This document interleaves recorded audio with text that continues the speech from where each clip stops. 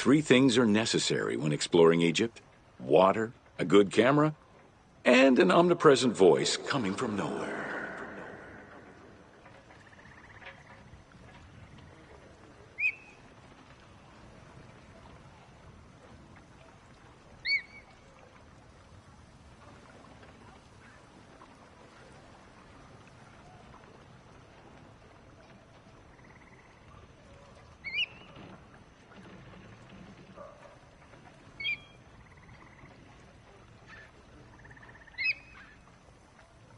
Alrighty, we're back to the tour of Ptolemaic Egypt.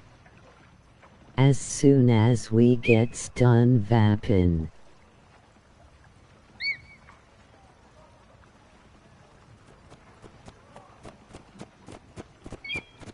So sit back a spell and enjoy the views.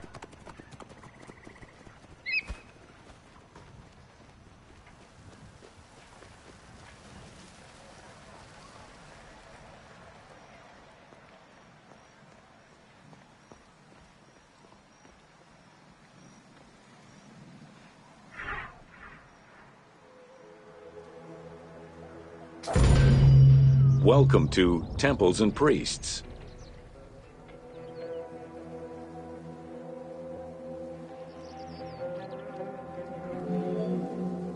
From its foundation, the city of Memphis favored worship of the god Ptah. The main temple of Ptah was known as Hutkaptah, meaning Palace of the Ka of Ptah. The name of the temple, translated into Greek as Aegyptos, would eventually evolve into the modern name Egypt.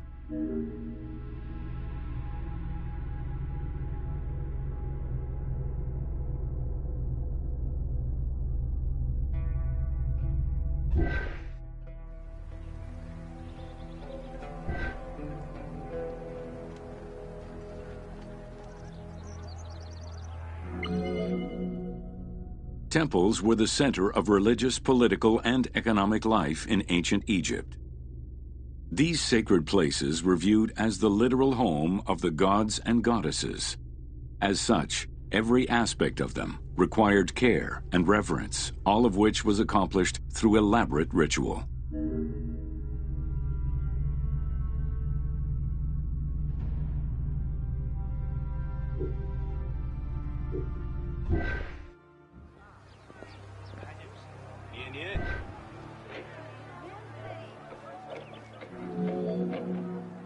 Located in the center of Memphis, the Temple of Ptah was the most prominent and imposing building in the city.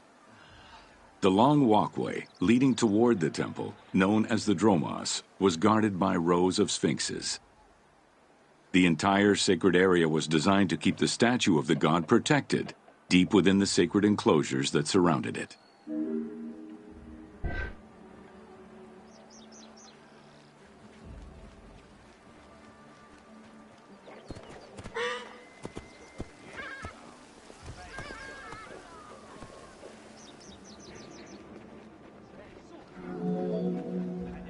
The Dromos opened into a courtyard, with the surrounding portico graced with columns carved to resemble palm trees.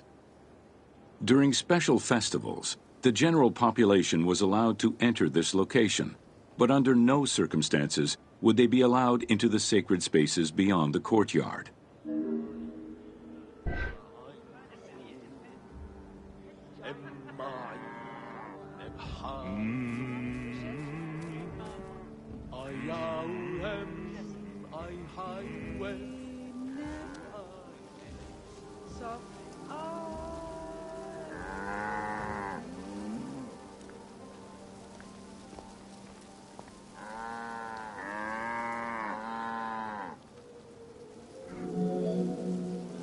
The Memphis Alabaster Sphinx was discovered in 1912, almost completely buried in water and sand. 8 meters in height and weighing in at roughly 90 tons, it is still mounted on its original pedestal.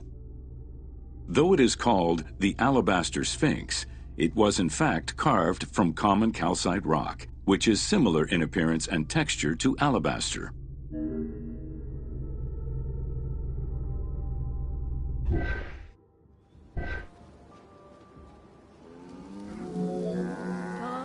Erosion has destroyed the original engravings, making it difficult to determine when it was created.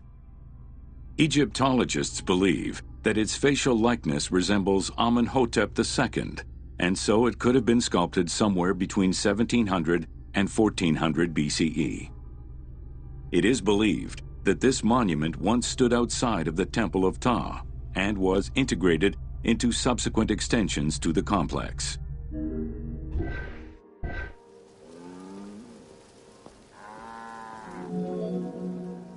The size of the imposing sculpture reflects the importance it had to the temple during the New Kingdom. This Sphinx is one of the few remaining artifacts from the ruins of Memphis to survive.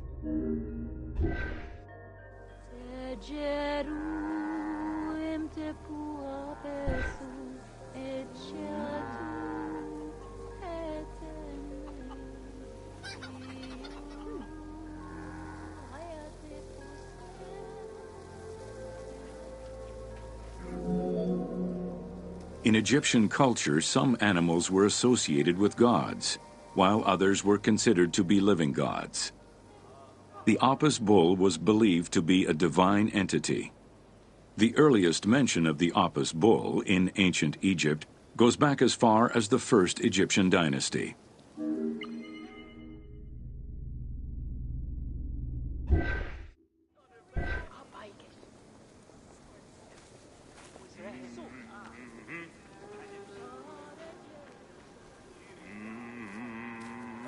ختمست شبوتية نبنفت ما أفد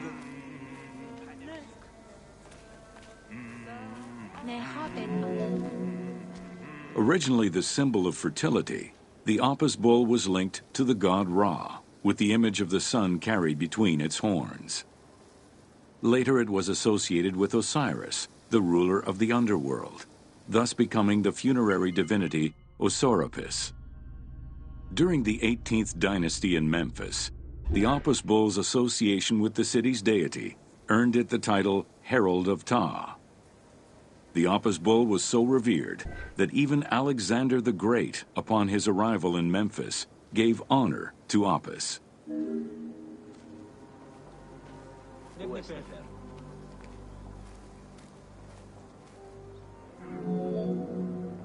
The Apis bull lived with its harem in a sacred barn located in an enclosure in the Temple of Ptah. Each bull bore 29 signs representative of its divinity. Among them, the bull had an eagle-shaped mark on its back, a double tail hair, and a scarab-shaped mark under the tongue. The signs were intended to correspond with the lunar cycle. After its death, Egyptians would search for its reincarnated form among the livestock.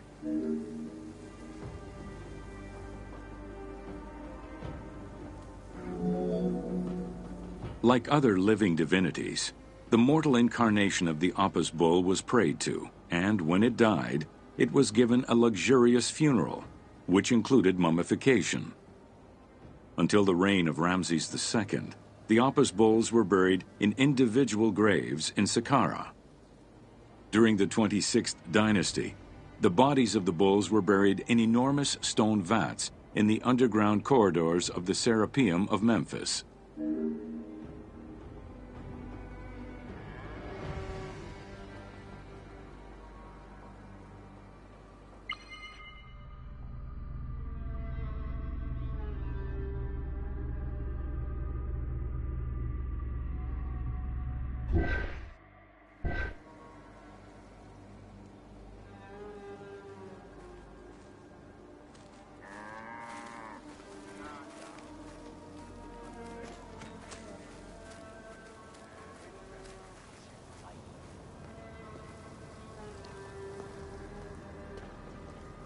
كعك ما هي نية مين خدفتيو صار بانا فرنج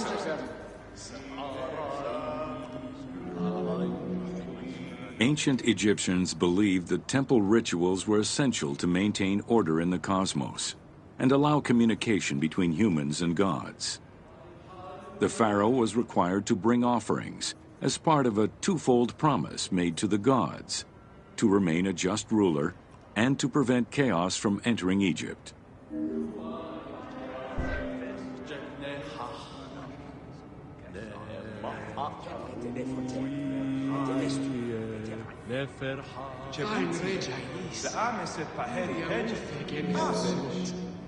Details of the ceremonies found on temple walls provide a thorough overview of the stages of the daily ritual. Performed 3 times a day to mirror human mealtimes, each step of the highly symbolic ceremony was accompanied by specific recitations, many of which referred to mythical events.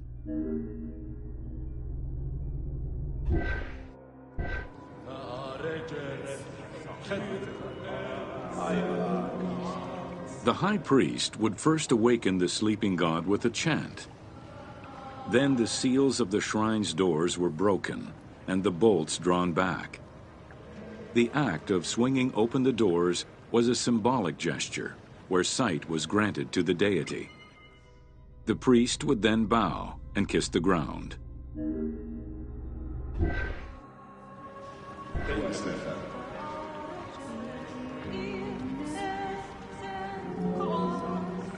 The god was then washed with incense-infused water and its mouth rinsed with mineral salts.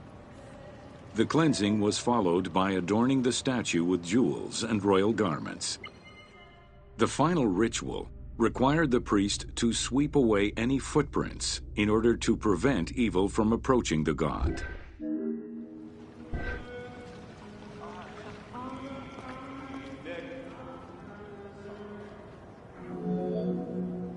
Heredity was the primary source of new recruits. Rarely was an outsider allowed this position. At the top of the temple hierarchy was the high priest. Each temple dedicated to a god had at least one high priest devoted to its care and service. During the Ptolemaic dynasty, one family held the position of high priest in Memphis for almost 300 years.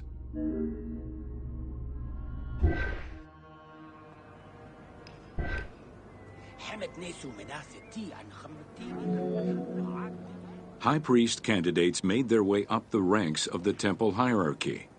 The one chosen to occupy the lofty position of high priest was usually confirmed by the pharaoh. Several of the high priests were also important officials in the government. Families sharing the highest priesthood titles tended to make many alliances, thereby gaining more land and wealth. Shifting balances of power sometimes resulted in more or less open conflicts between the priesthood and the pharaohs.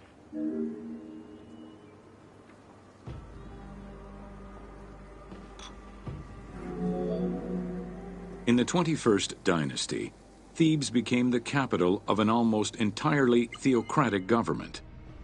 The city was headed by king priests who spoke and governed in the name of the god Amun, in open opposition to the ruling pharaohs. These king priests caused a massive decentralization of power, known as the Third Intermediate Period.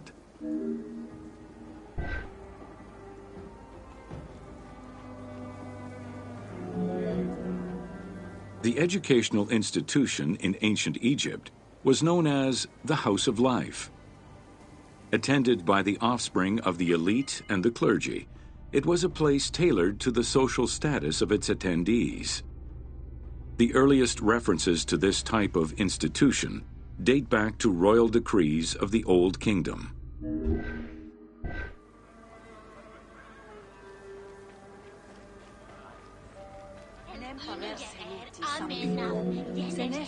Only 2 known centers have been uncovered, one in the abandoned city of Akhetaten and one at the temple of Ramses II on the west bank of Thebes.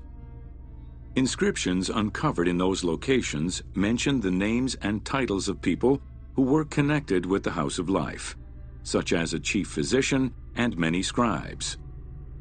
It is presumed that by the late kingdom, every temple had a House of Life.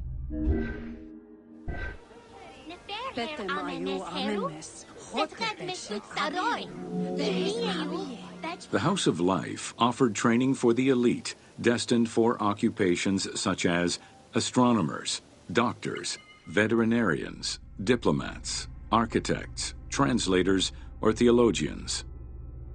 Some institutions focused on specific disciplines, making them a central hub for the country.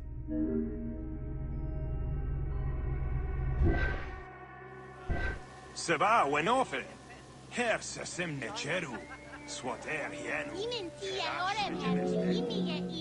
Not limited to instruction for young students, the House of Life was a source of reference for many scholars, with rooms dedicated to papyri of many disciplines.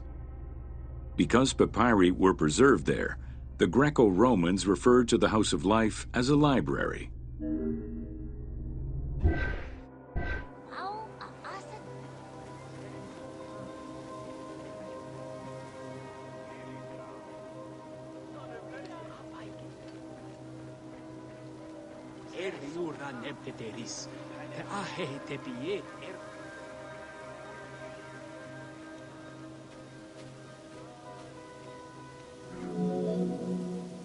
Ancient Egyptian economy was based on an unequal system of redistribution of goods. The state of Egypt collected the crops, and the temples distributed them throughout the provinces.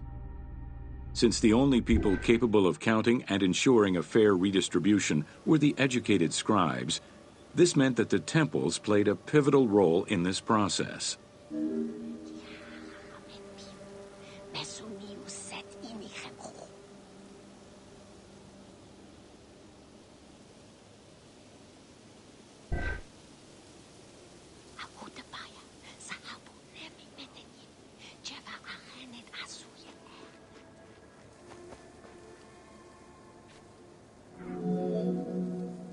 There are records of pharaohs making offerings of large tracts of land and animals to temples in order to maintain their favor.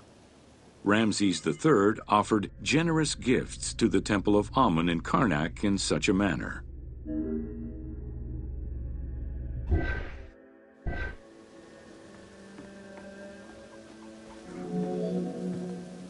Palaces, warehouses, and granaries were built inside the temple compound to better control the redistribution of goods.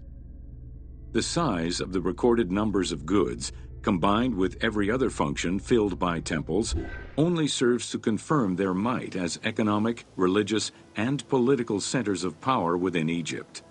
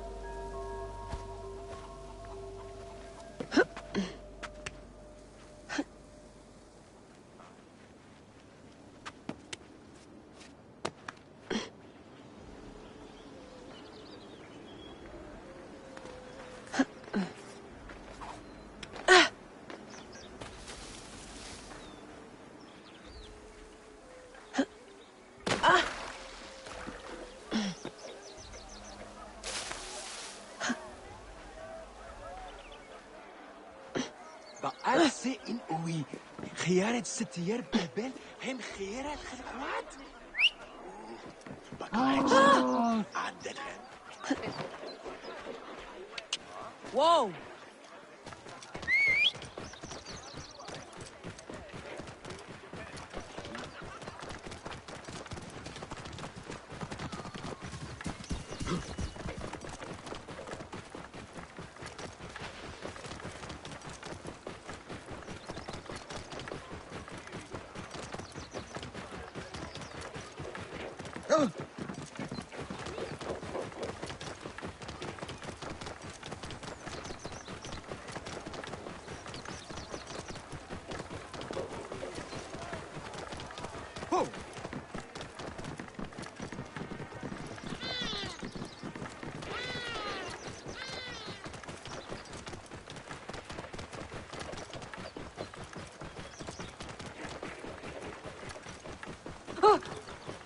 Nia.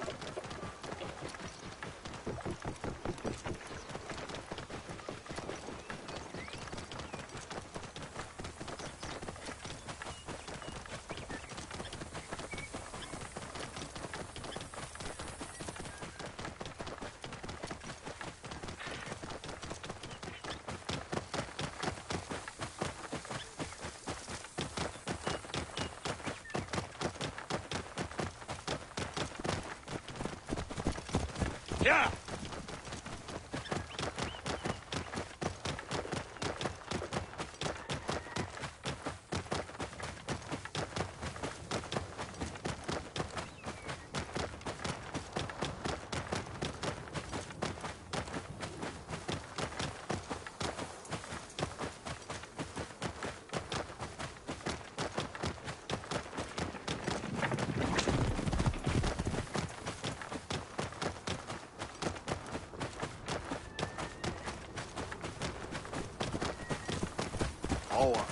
Whoa!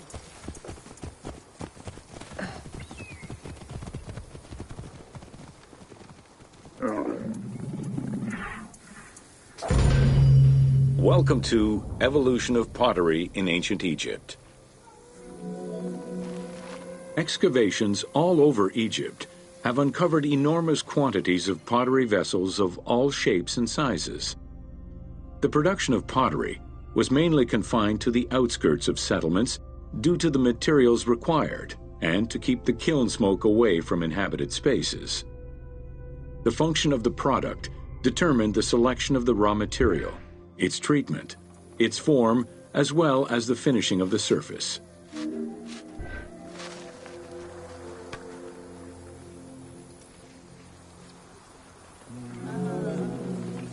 Pottery was essential to ancient Egyptians' daily lives. It was used in all aspects of life, from the storage of grains and liquids to containers within the tombs of necropolises.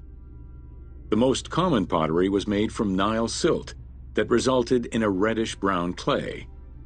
Limestone clay, which made for more attractive pottery, was only found in Upper Egypt. Early pots were made from pinched or coiled clay. Chopped straw, ashes, and other minerals were added, and the mixture was then smoothed and decorated before being put in the oven. Pots were fired in bonfires or enclosed within a brick kiln.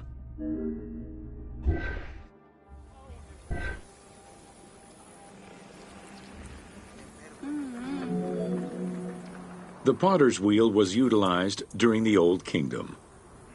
Pottery became smoother and more polished, similar to river stones.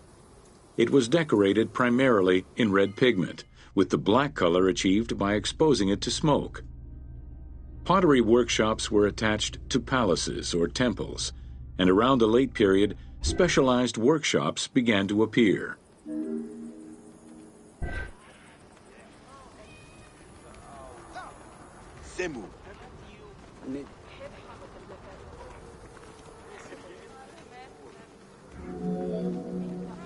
Quartzite particles, which created the rich blue or green glazing, became common during the New Kingdom. Mediterranean motifs and tin-based glazing came with the Greco-Roman era.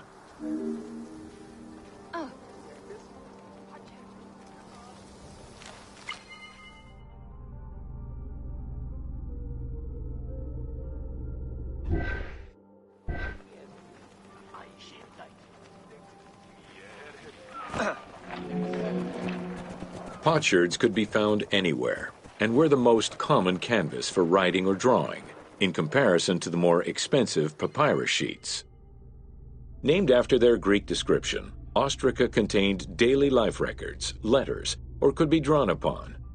Artists drew sketches for temples and tombs, or simply for leisure.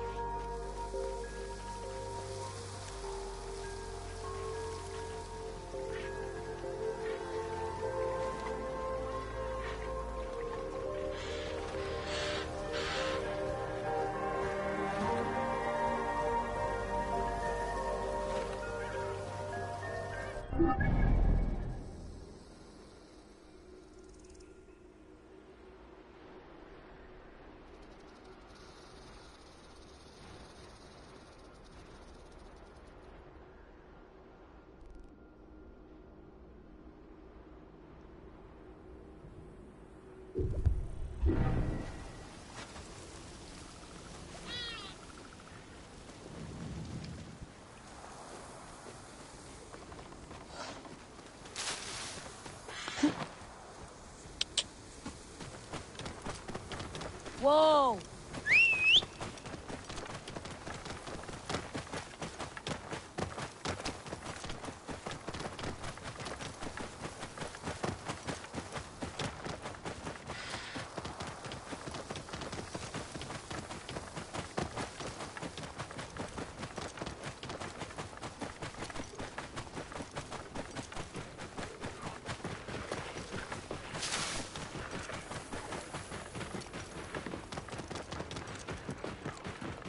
Whoa! Yeah!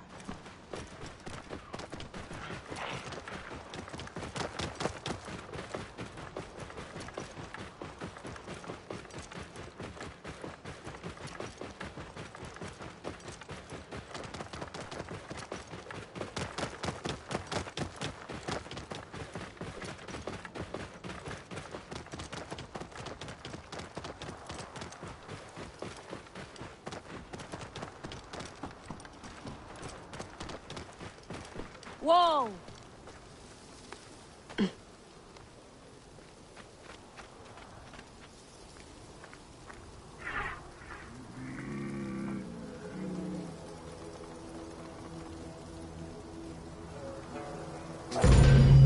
Welcome to Sneferu's first pyramid.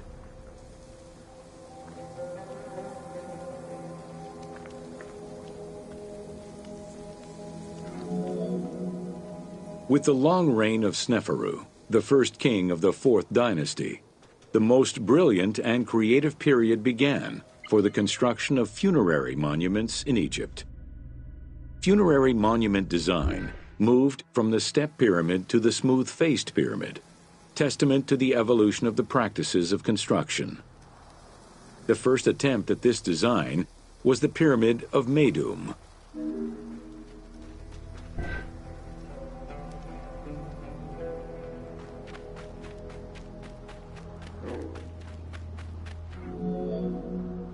While Sneferu's monument started as a 7-stepped pyramid, it was later altered into an 8-stepped structure. The final phase of construction saw the steps filled out and an outer casing applied to achieve a smooth surface.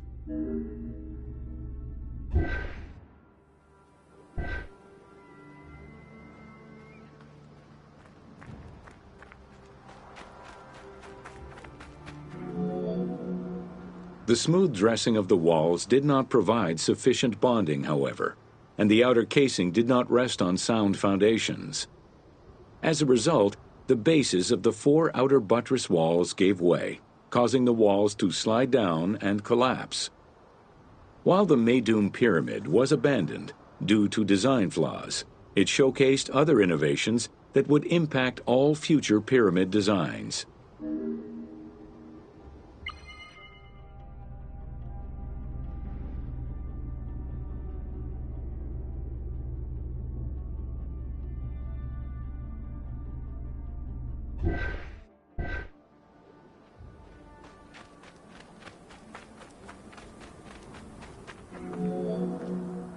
As well as the smooth sides, it was the first time a ceremonial pavement was built, leading from the valley to the temple of the pyramid.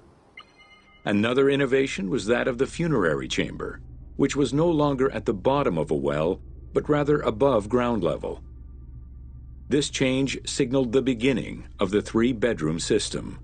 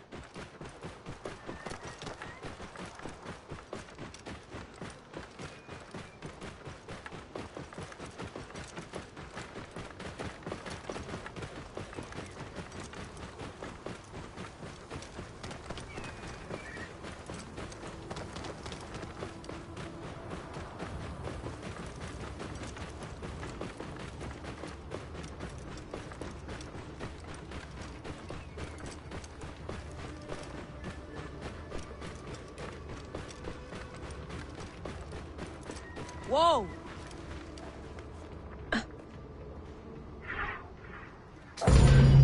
Welcome to the Bent Pyramid of Dashur.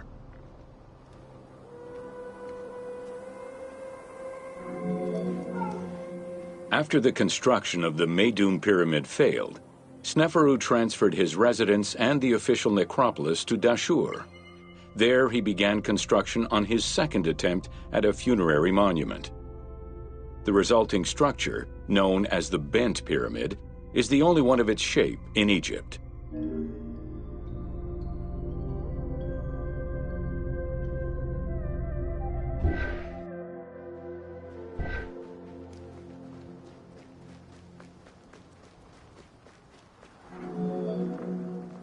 Though the pyramid also proved unstable and was abandoned, it marked a technical and architectural breakthrough.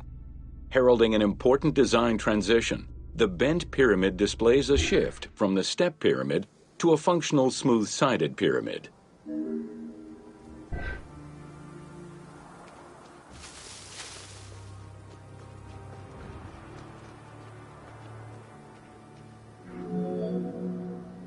The Bent Pyramid was unique in having two separate entrances, one on the northern face and another on the western face. The chamber of this pyramid was too small for a human burial. It was probably meant for the burial of a statue designated to house the Ka, the vital spirit of the deceased king.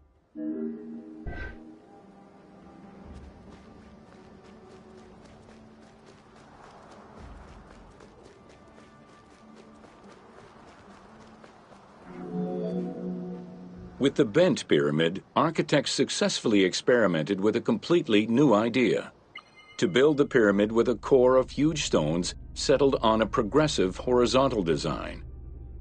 This way, each construction phase could be completed in a single stage, allowing the architect complete control over every design element. Unfortunately, these precautions did not prevent sagging or cracks in the interior rooms of the pyramid. Sneferu abandoned the monument and began the construction of yet another pyramid.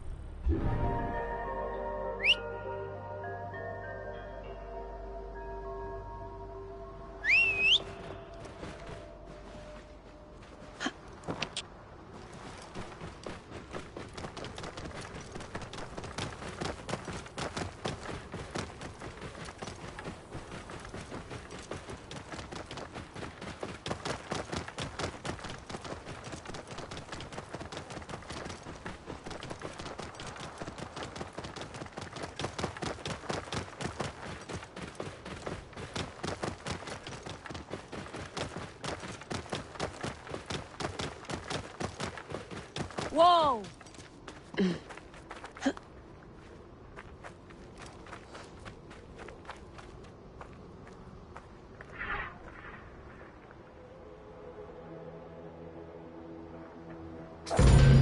Welcome to the Red Pyramid of Dashur.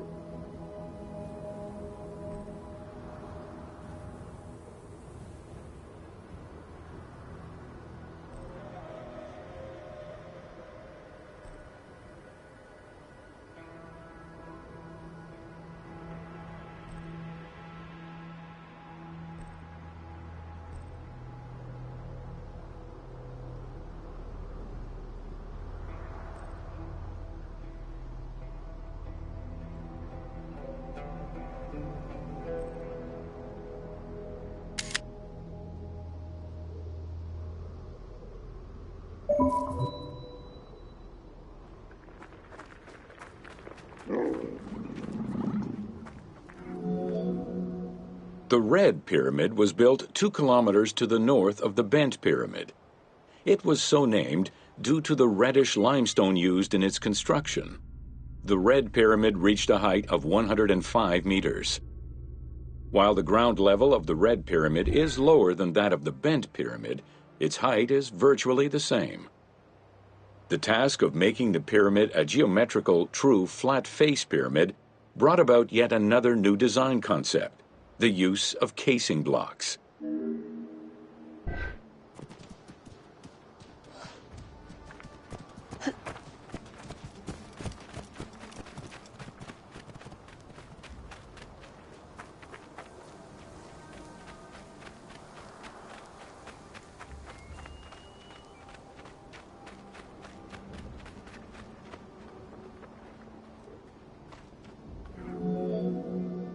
The descending corridor of the pyramid, which opens to the north, arrives at ground level, where 2 almost identical spectacular chambers with high ceilings are aligned north to south and connected by a short horizontal passage. In the south wall of the second chamber, accessed by a staircase, another corridor leads to the final chamber, which is built within the masonry of the pyramid itself and aligned east to west.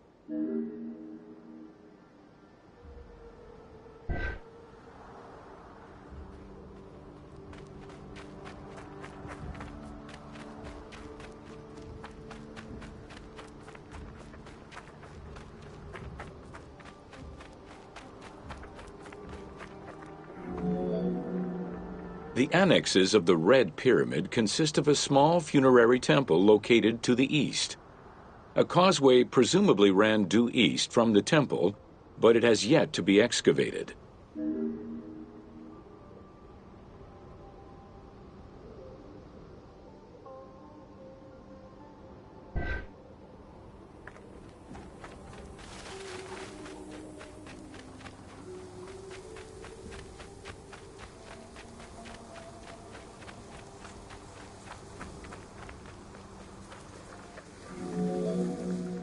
The Red Pyramid was structurally sound, and once finished, marked a remarkable design milestone.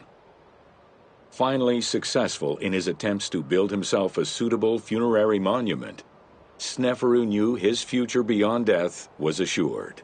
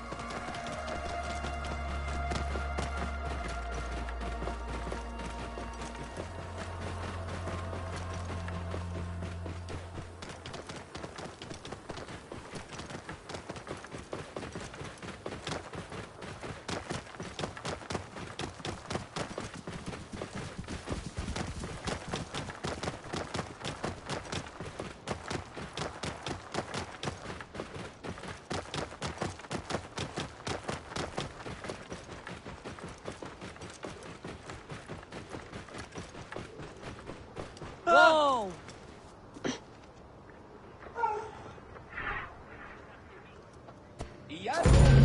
Welcome to natron. Natron is a colorless salt that was used by ancient Egyptians for food preservation, cleansing products, and glass making. It was also used in the mummification process.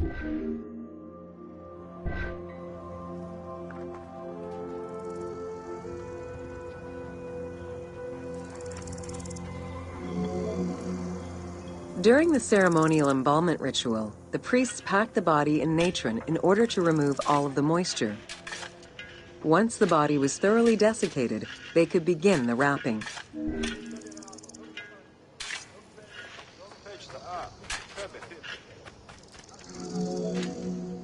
Natron was mined in Wadi Natron.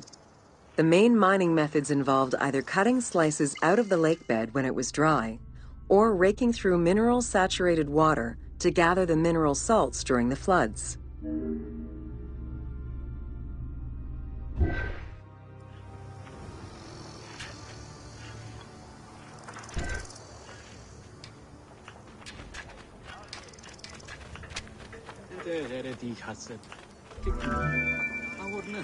Both techniques are still used today and inspired the team in their recreation of the mines located in the mountains northwest of Memphis.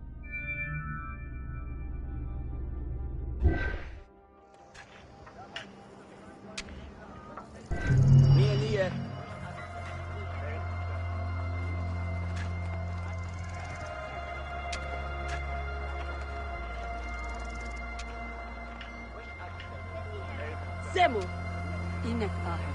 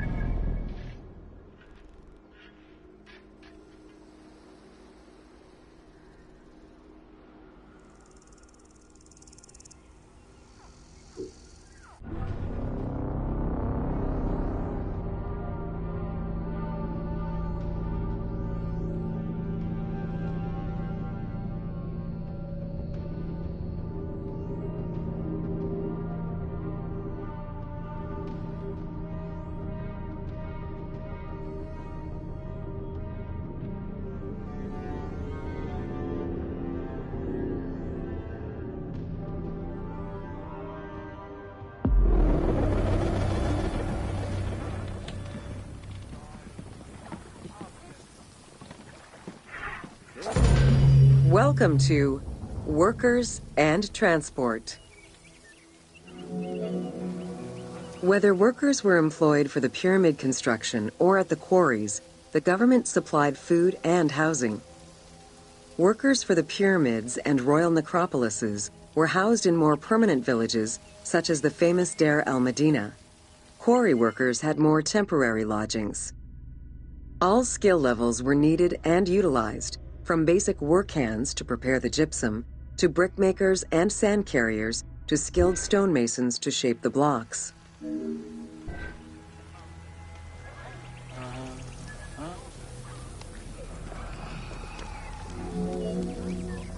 Skilled architects and engineers were employed year-round, while support labor were often farmers who worked on the quarries or construction during the Nile's flood season.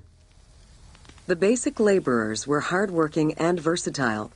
Many may have been farmers who joined the construction during the off-season. Hieroglyphs found in the work villages listed assigned job titles.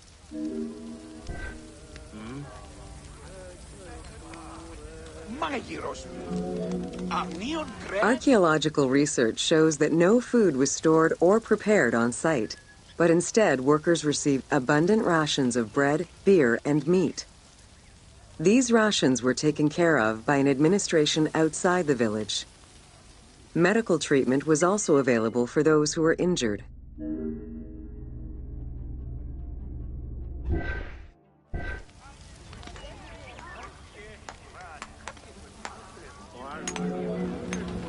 While some quarries were close to the Nile, others were located across the desert and required long expeditions.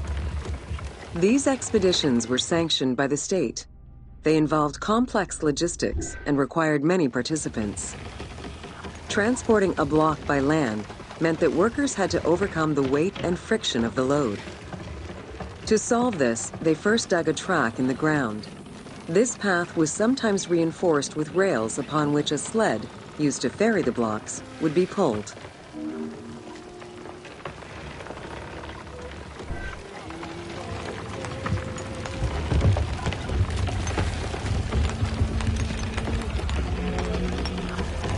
Whenever possible, blocks were toppled from a higher elevation onto the sled. Workers then poured water onto the clay at the front of the sled, creating a slick surface to more easily move the load. It wasn't until the New Kingdom that animals were used to tow the burden.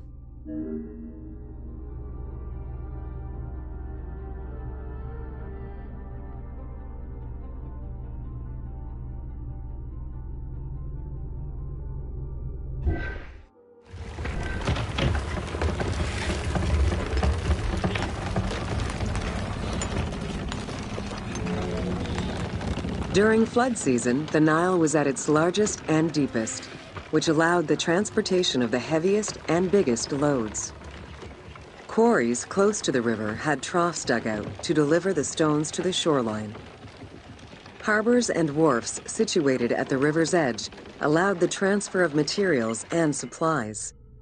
Harbor warehouses accommodated additional stocks of stone so that they were available for the winter sailing season.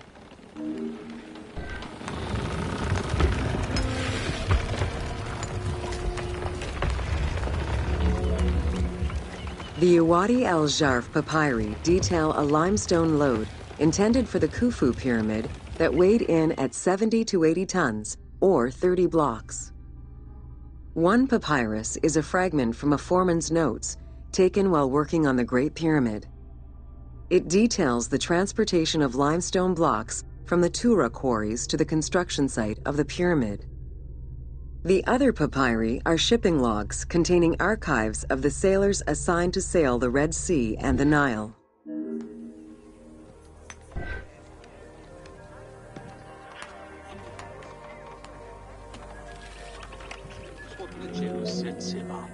Stone cargo generally weighed 15 tons per boat, amounting to roughly 6 or 7 blocks per trip.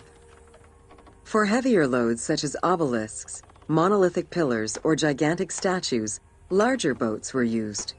These transports are the ones typically showcased on temple walls.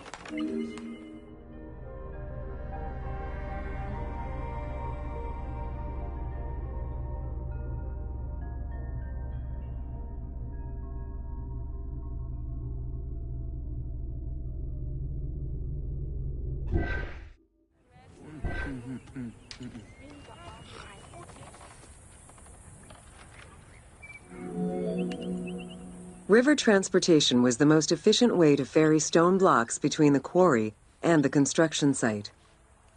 Blocks were transported by flotillas of several types of boats. The most detailed illustration of transport by river is a relief of Queen Hatshepsut's barge with an accompanying flotilla.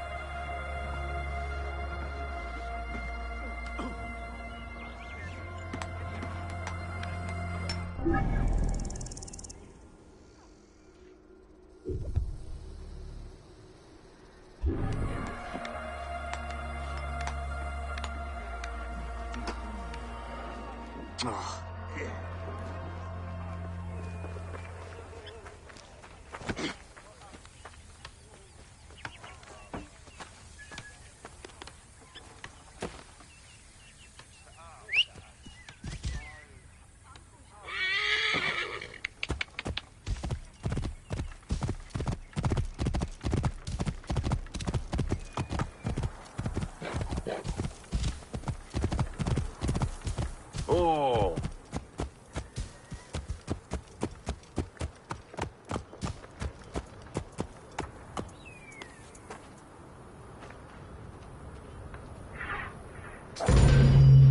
Welcome to Building Ancient Egypt.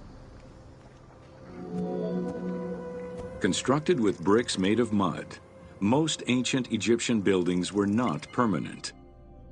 Only religious temples and funerary monuments were meant to stand the ravages of time. For these very important structures, Egyptians used limestone, sandstone, and harder materials, such as granite, quartzite, and travertine. These heavy stone blocks were so prized that they were often transported from quarries located hundreds of kilometers away.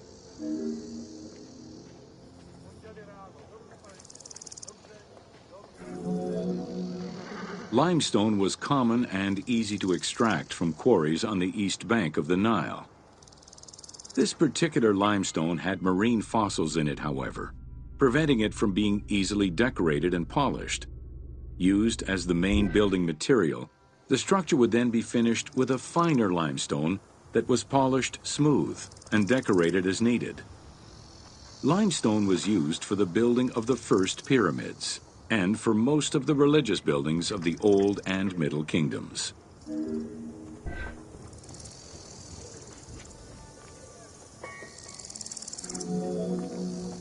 Ancient Egyptians preferred to use sedimentary rock beds or layers like sandstone and limestone because they were often easier to extract.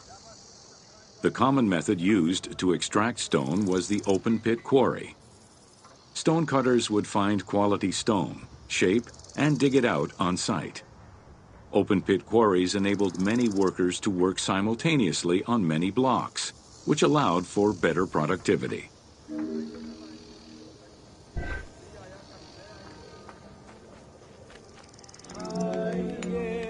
Workers would draw a large grid directly on the stone's surface, taking care to leave a space between the blocks. This allowed them to isolate the different blocks and create a trench that would make the extraction easier. Stoneworkers used iron chisels for hard rock and bronze or copper tools for softer rocks such as limestone. Removing material between each block created a trench line. In some quarries, that trench was wide enough to accommodate a worker, who would then cut the block entirely on site. For harder rocks like granite, workers cut a series of holes and hammered wooden wedges into them. They then soaked the wood until it swelled and caused the rock to split.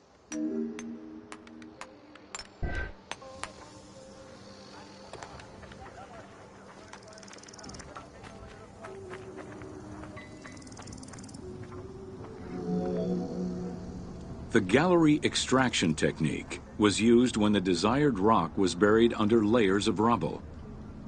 This method was often necessary in order to find the whiter and finer limestone required for a smoother finish. The first step was for the stoneworkers to create an access pit that would allow them to reach the desired wall of stone.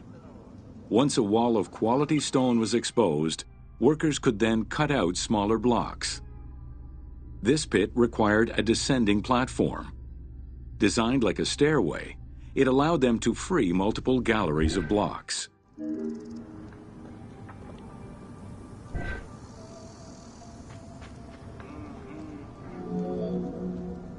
To cut the stone, they created a longitudinal kerf, or slit, and then cut the rock at a 90-degree angle.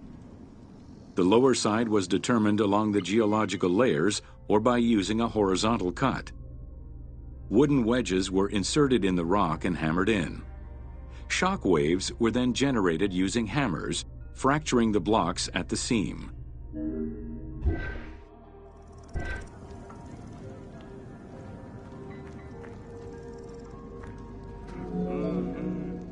To maintain the stability of these mining pits over the course of quarrying, workers would leave support sections of unexcavated rock.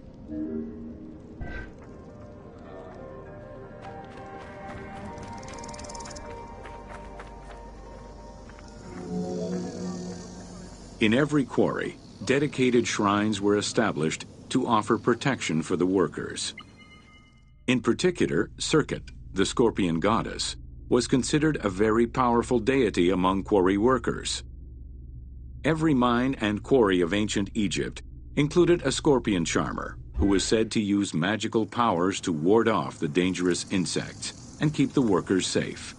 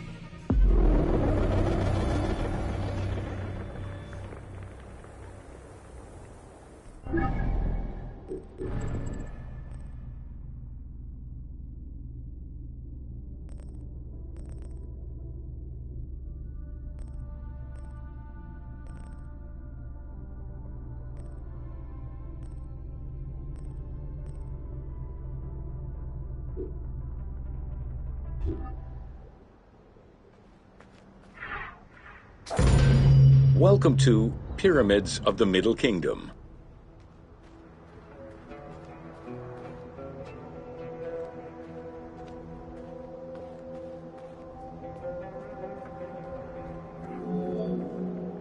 During the Middle Kingdom era, the powerful rulers of the 12th dynasty resumed the tradition of elaborate pyramidal tombs. For example, Amenemhat I built a funerary complex in Lisht, and Senusret II selected the Elahun site in the Fayoum. Amenemhat II and Sesostris III, however, cast their favor towards Dashur. Amenemhat III built a pyramid there as well before moving to Hawara in the Fayoum.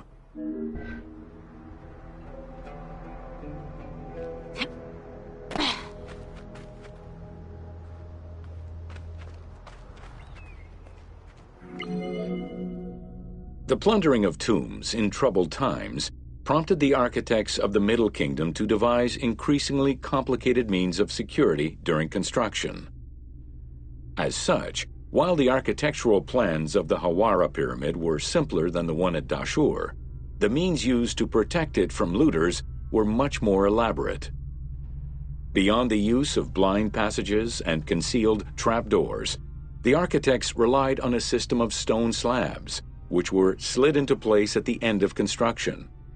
These massive stone slabs were meant to permanently block the passageways leading to the funerary chambers.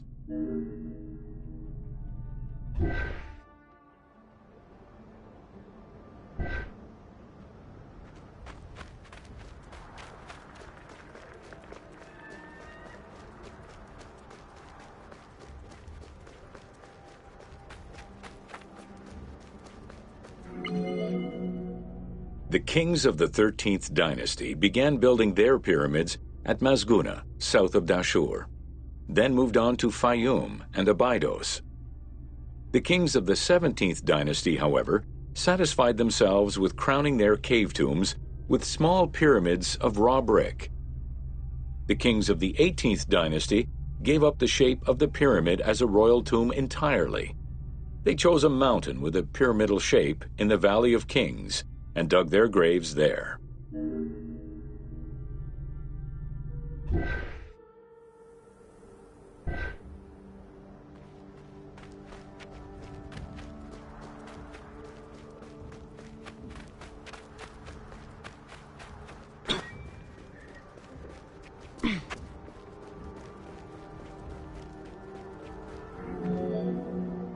It was not until the Nubian pharaohs of the 25th dynasty that kings were once again buried under pyramidal tombs. In fact, today, the area of ancient Nubia, modern Sudan, contains a record number of 220 known pyramids to Egypt's 138. Despite their slow decline in use and quality, pyramids continued to fascinate all and sundry up to the Roman era. They remain to this day a symbol of the religious dedication of the pharaohs and the grandeur of ancient Egypt.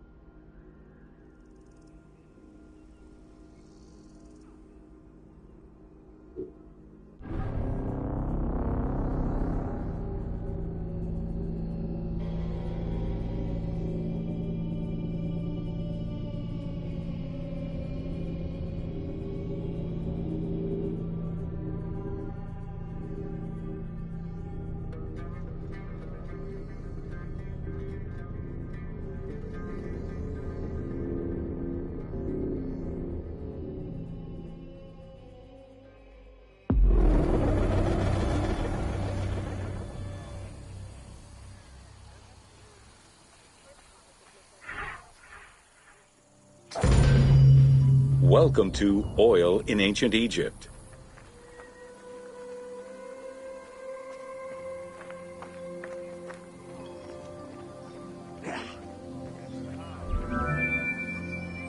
Castor, sesame, and moringa were the source of the most common oils in ancient Egypt. Oil was used for various purposes: cosmetics, medical treatments, nutrition, perfume, athletics, and rituals, to name a few. The team decided to use oil as an explosive to add more gameplay opportunities for the player.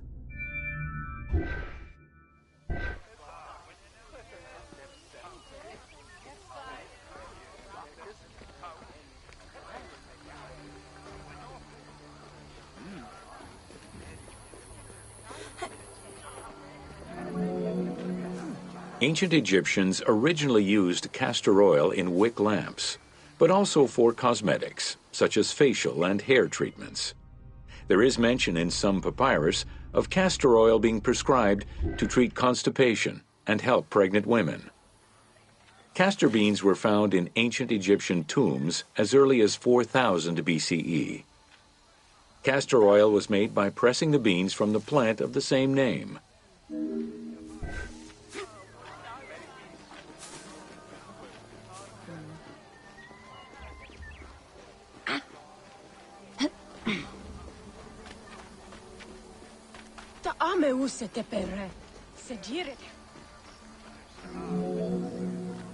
Olive trees were present, though scarce, in ancient Egypt's early history, and olives were mostly imported from Syria and Palestine.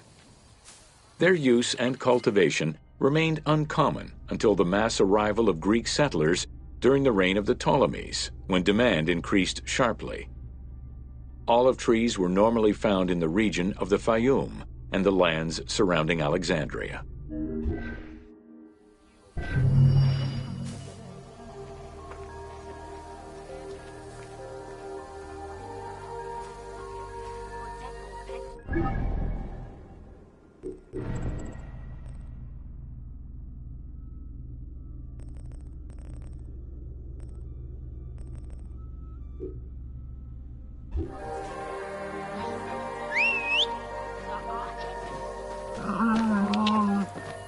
Yeah. Whoa.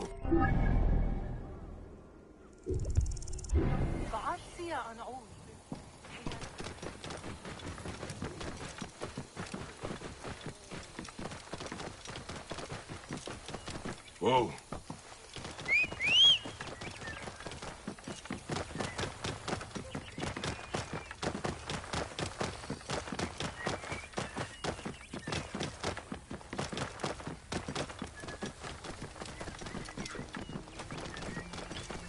Whoa.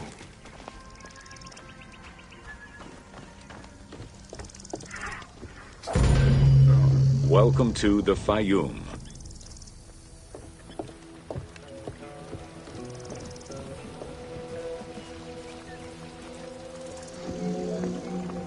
The Fayum Oasis is an enormous basin in the western desert that formed from the Nile's overflow. As such, it is not considered a true oasis, though it gives its name to the region, which covers Lake Moeris. The oasis harbors some of the oldest archaeological artifacts of the region, indicating that the area has been inhabited by hunters and gatherers since the Neolithic period.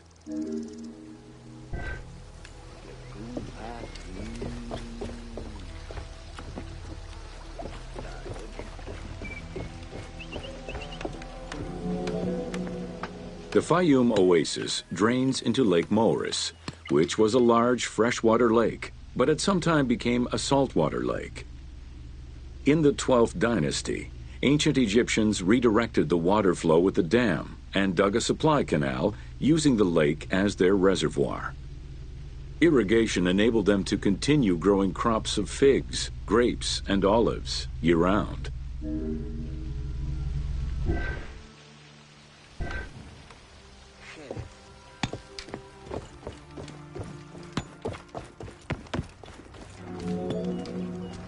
Reed boats, feluccas, triremes, and kerkeros were the most commonly found craft within the landlocked waters of Egypt.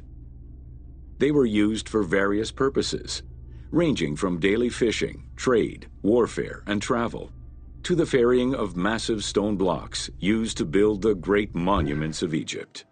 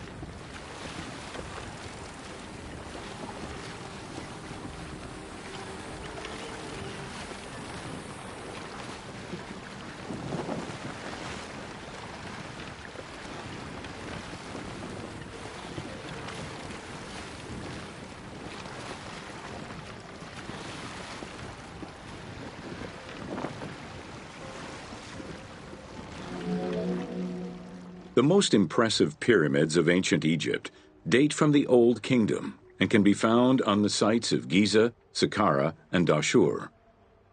However, one particularly famous pyramid of the time is located elsewhere. During the Middle Kingdom, some pharaohs chose the Fayum as their final resting place. One such ruler was Amenemhat III. His pyramid left a mark on the imagination of antique chroniclers. They referred to it as the Labyrinth, mostly due to the vast mortuary temple complex at the foot of the pyramid. Herodotus mentioned that he had visited 12 courts and over 3,000 of its chambers. But he was also well known for being prone to hyperbole.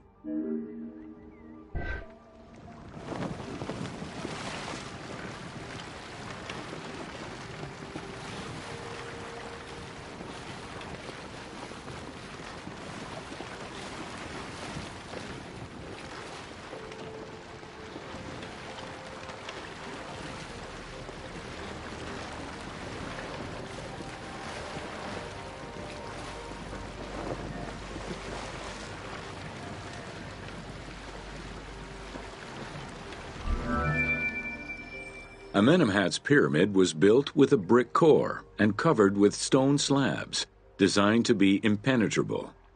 The burial chamber, made out of a single block of sandstone, is unique in its design. Richard Lepsius and Flinders Petrie both explored the pyramid site, measuring 385 meters by 158 meters, and identified it as the location of the labyrinth. Their research conditions were difficult, as most of the site had been submerged by the nearby canal. Furthermore, the stones from the complex and the outer casing of the pyramid had been quarried away long ago. Ubisoft decided to give life back to this lost monument and the many crypts that were said to be devoted to the sacred crocodile god, Sobek.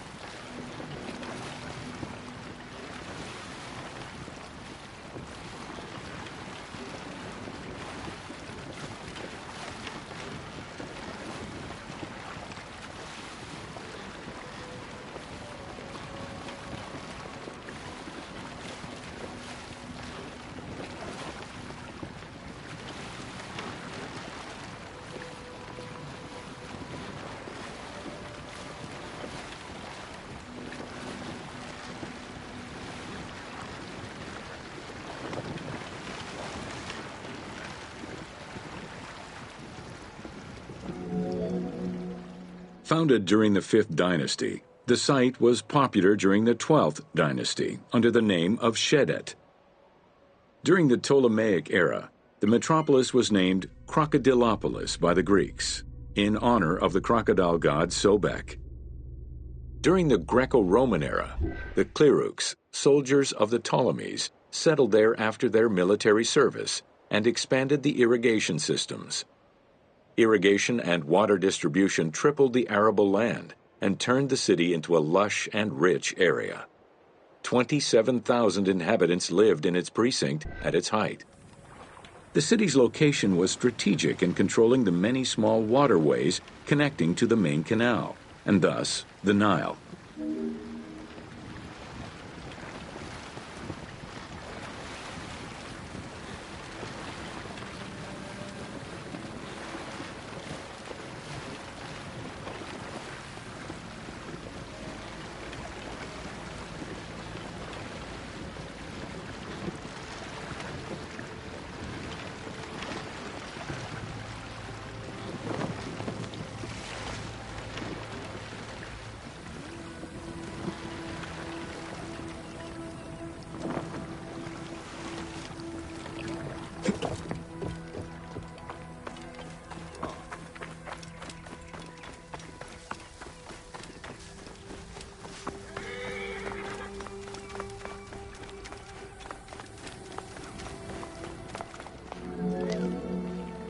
The region's main cult was that of Sobek of Shedet, a divinity associated with water and fertility, both very important to an area that depended on irrigation.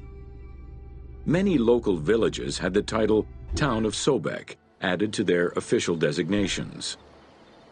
During festivals, ancient Egyptians recited hymns to Sobek, asking for his divine intervention. Greek settlers, and later Romans, would help the Temple of Sobek's economy to flourish by adopting the local embalming mortuary rites.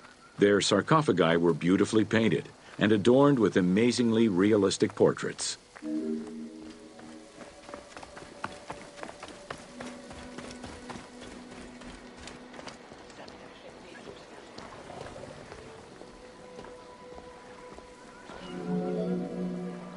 Very similar to the cult of the Apis bull in Memphis, a living crocodile was worshipped within the precinct of Crocodilopolis's main temple. Known as Sobek to the Egyptians and Sukkos to the Greeks, it was reported by Strabo that priests fed it with meat, wine, and honeyed milk. They covered its body with jewels and gold. After its death, it was embalmed and placed within the crocodile's grotto, alongside thousands of other mummified crocodiles.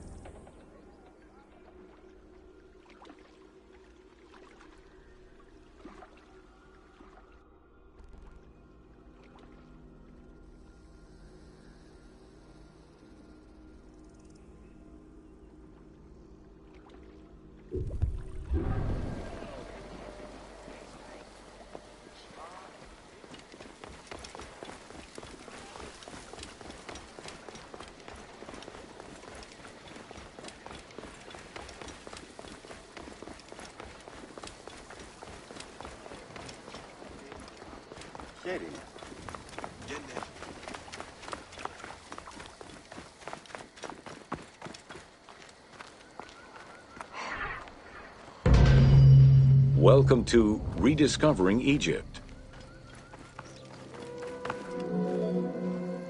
In the 19th century, the increased intensity of tourism and excavations, as well as the outflow of antiquities to other countries, threatened Egypt's archaeological heritage.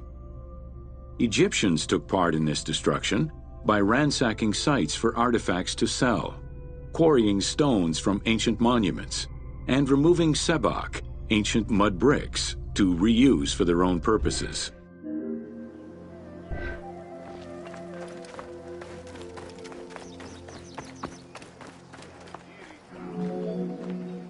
A major step in conserving Egypt's heritage was taken in 1858, when the Viceroy of Egypt created the Antiquities Service. Supported by a team of foreign scholars, Auguste Mariette exerted an iron grip on the service. He carried out his work across Egypt and into Nubia, intervening on almost every major site. Aware of the necessity of keeping unearthed artifacts in Egypt, Mariette requested a museum be created for that purpose in 1858. This museum was the ancestor of the Egyptian Museum.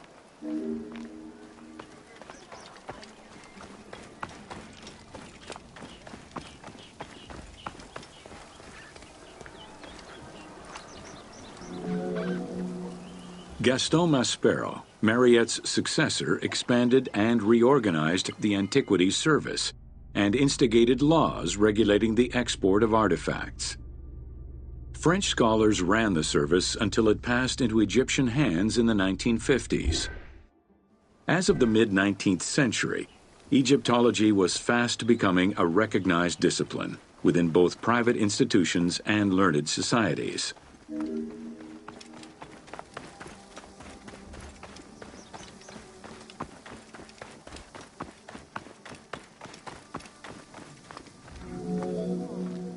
A French architect, archaeologist, and former researcher, Jean-Claude Golvin, now specializes in the artistic reconstruction of ancient cities and monuments. To date, he has created more than 800 drawings, which include 3 volumes focusing on the reconstitution of ancient Egypt. His work is exquisitely detailed and can be found in books and museums around the world.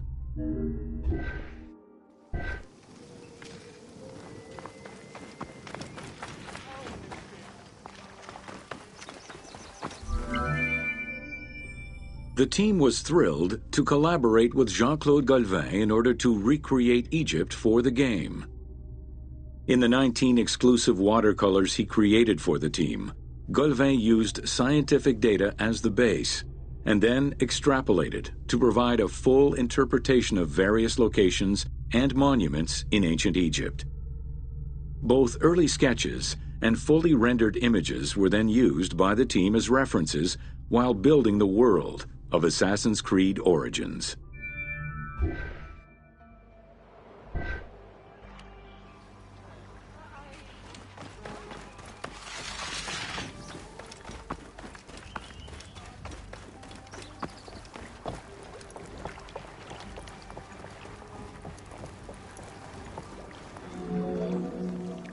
Although ancient Egypt's rich religious culture and its mortuary monuments continue to be investigated, the modern discipline of Egyptology has shifted focus.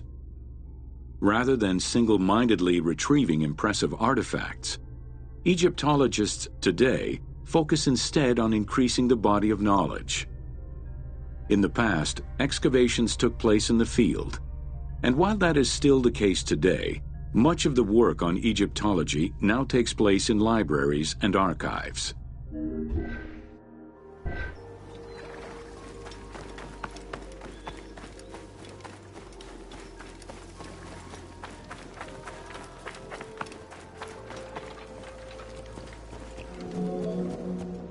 Today, archaeology in Egypt relies on an interdisciplinary approach, where traditional Egyptologists are helped by a wide spectrum of scientists from other disciplines and new, non-invasive techniques.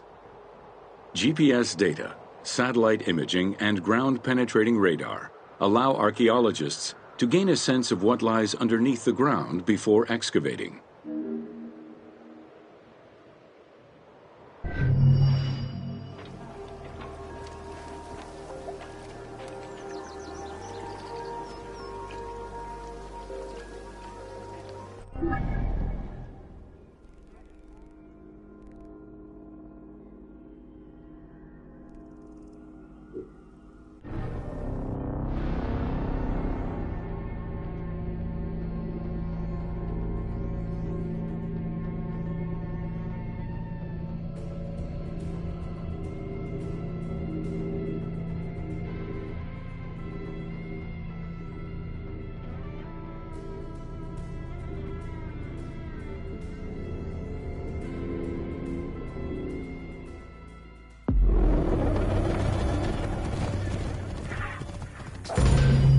Welcome to Domesticated Animals of Ancient Egypt.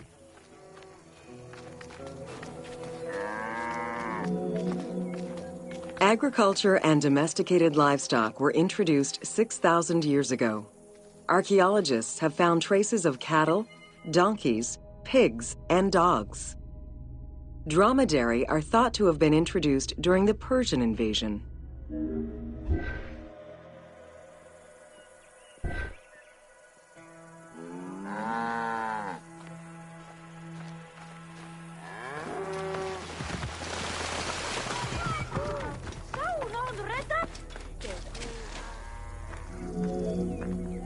Pets were deeply cherished in ancient Egypt. Many illustrations of children often include a pet in the depiction.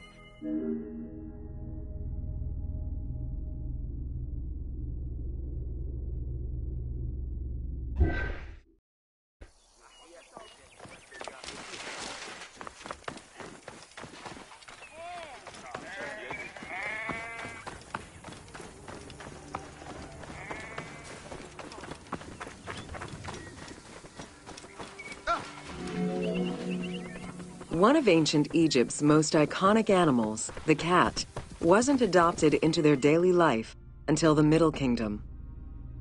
Since they were so highly capable of killing snakes and rodents, Cats were present throughout every period. However, they only became pets sometime during the Middle Kingdom. Prince Thutmose, son of Amenhotep III, had his cat Ta-Mew laid to rest in its own sarcophagi.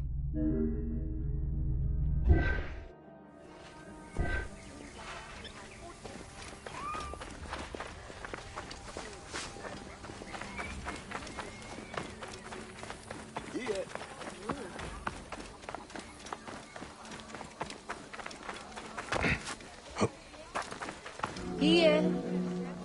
The earliest reference to dogs dates back to 5000 BCE. They were popular pets as they helped hunters and protected herds. They were closely linked to Anubis, the jackal-headed god.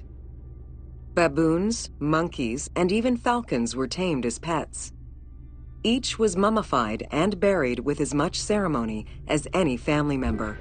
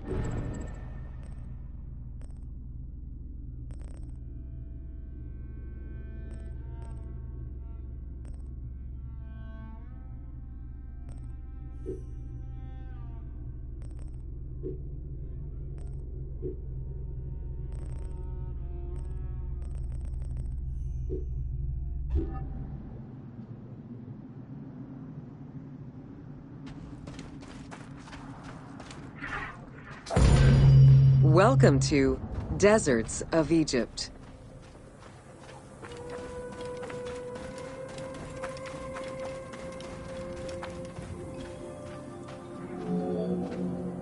Reaching out on either side of the lush Nile are the harsh, arid Western Desert and the mountainous Eastern Desert. They cover nearly 94% of Egypt. Each of these parent deserts have their own microclimate and contain several smaller deserts with a distinctive fauna and flora. Whale fossils were discovered within the depths of the Sahara. Known as the Valley of the Whales, this location is evidence of the seas which once covered the area.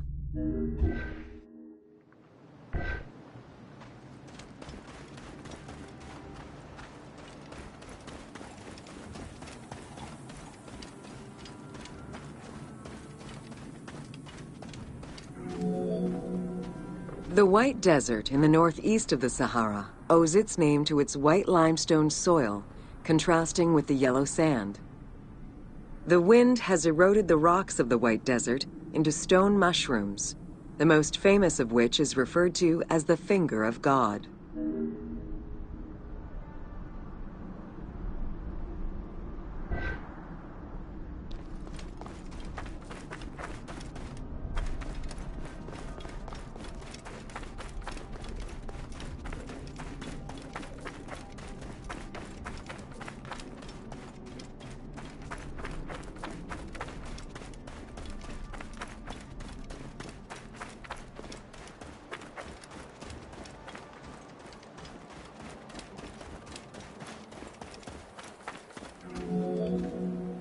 The Great Sand Sea is a large unbroken desert that reaches out through western Egypt and eastern Libya.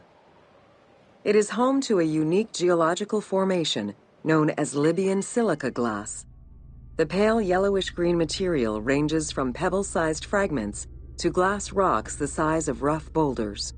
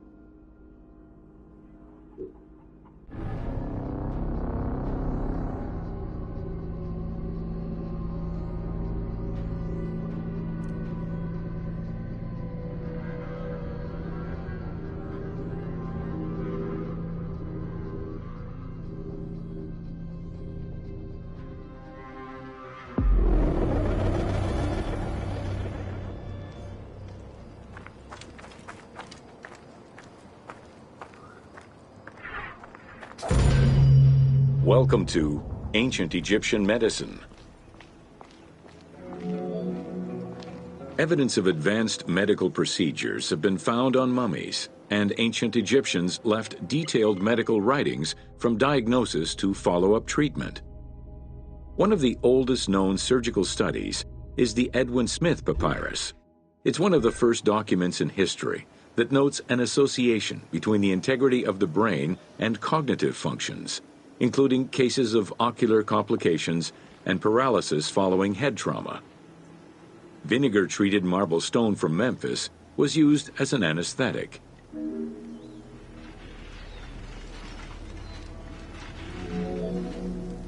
Another similar document, the Ebers Medical Papyrus, is over 20 meters long and 30 centimeters wide. It details treatments of 48 surgical cases and contains 877 paragraphs describing various diseases. Alongside accurate and factual scientific approaches, the papyrus has more than 700 magic formulas and incantations to ward off demons and disease. This demonstrates how ancient Egyptians believed in a harmonious balance between religion and science.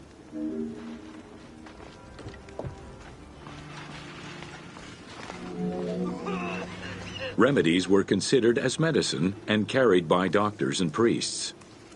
Village doctors often had another job alongside their medical duties and the preparation of medicines. A cure for blindness was made of fermented honey, ochre, and coal. The science behind it was that honey functioned as an antiseptic and antibacterial, while ochre would reduce the swelling. All of their knowledge did not always suffice. Ramses II died of an infection caused by an abscessed tooth.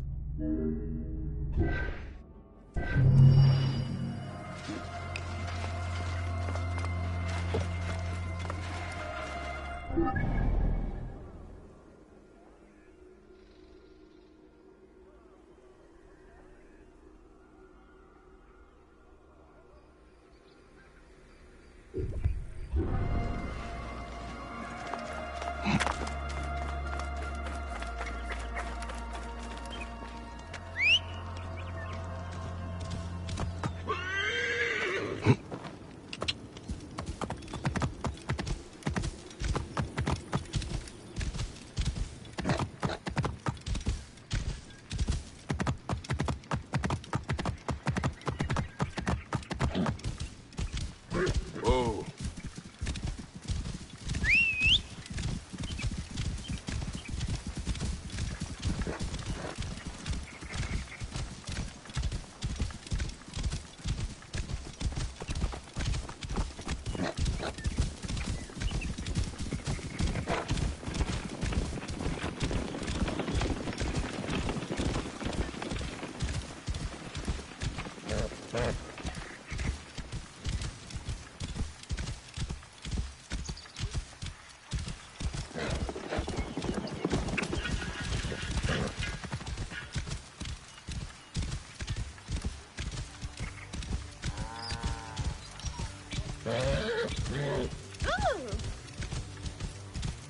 Whoa. Welcome to Siwa.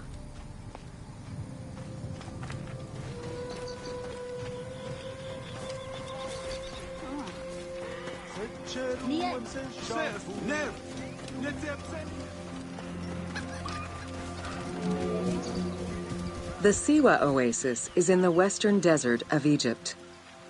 Geographically, the Siwan Oasis is located in a depression 20 meters below sea level. Its natural springs and warm climate aided in the bountiful production of date trees. Though clearly influenced to some degree by Egyptian and African culture, the area's isolation resulted in a unique society and language. While they worshipped the same deities, Siwan temple architecture differed from traditional Egyptian temples.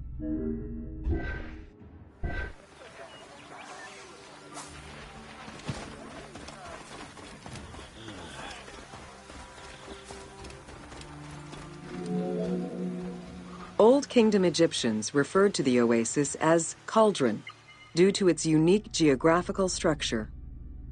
Oases were crucial for nomadic tribes and caravans.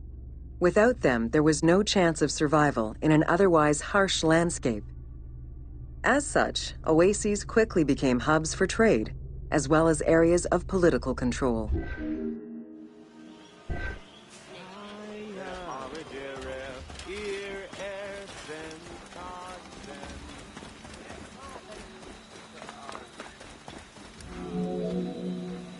Because of the dry climate, there is very little rainfall to sustain the oases. Instead, underground rivers flood the natural basins. Since many oases have a north-south orientation parallel to the Nile, some geologists suggest they were once tributaries of the mighty river. There is evidence that ancient Egyptians attempted to create some oases.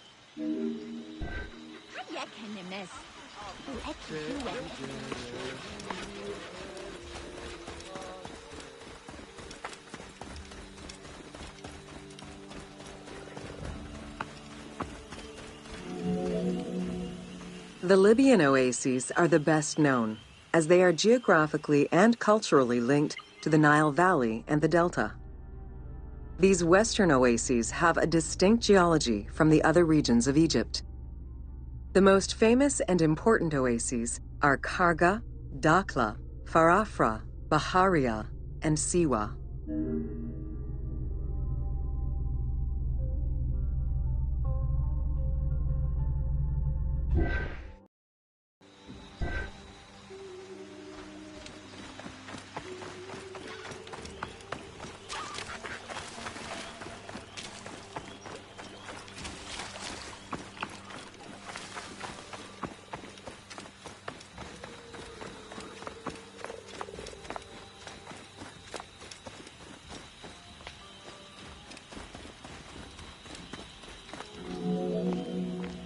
The Spring of the Sun is one of many thermal sources in Siwa, with the particularity that Cleopatra would have bathed in this one, giving it its name.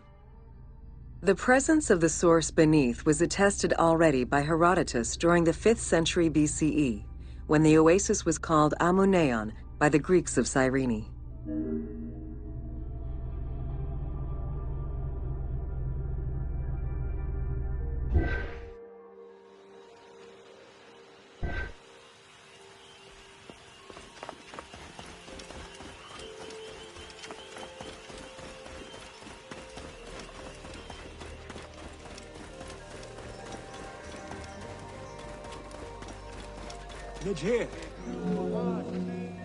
Oracles predicted the future, delivered omens that could be more or less obscure, and offered divine guidance. The Siwan oracle was considered one of the 3 greatest of the ancient world, alongside the oracles of Delphi and Dodoni. Because of the Greek colonies in Cyrenaica, the temple associated Zeus with the worship of Ammon.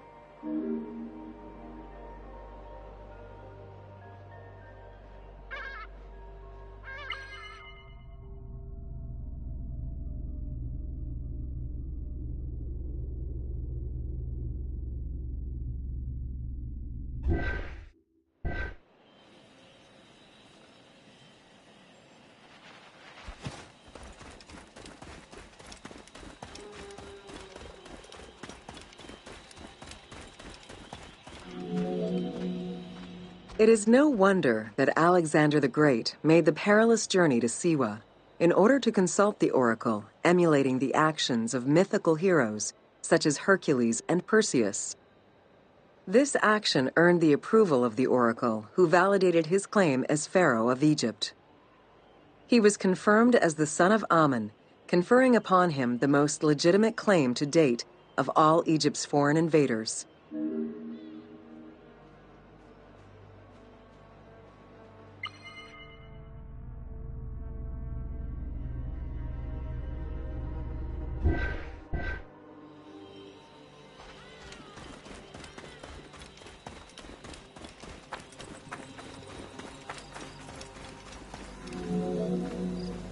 The powerful and the rich would send gifts or travel great distances in order to ensure their good fortune by gaining the blessing of the Oracle of Siwa. Every successful blessing only increased the soothsayer's prestige. Runner Eubotus, a famous citizen of Cyrene, consulted the oracle in order to know if he would win the 93rd Olympic Games race in 408 BCE. He did, enhancing the standing of the C1 oracle in the process.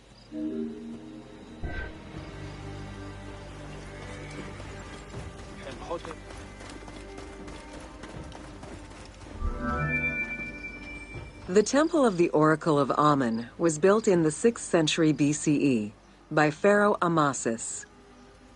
In the game, its entrance is guarded by ram-headed sphinxes, the animal representing Amun. They were inspired by similar statuary located at the British Museum. Another option would have a Greek-influenced representation of Zeus Amun, a human-headed sphinx with horns. This representation of Zeus Amun was very popular in Siwa.